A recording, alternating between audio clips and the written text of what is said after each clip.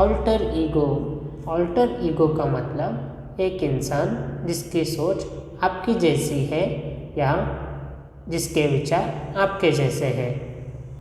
Commonly alter का मतलब other होता है, ईगो का मतलब सेल्फ होता है।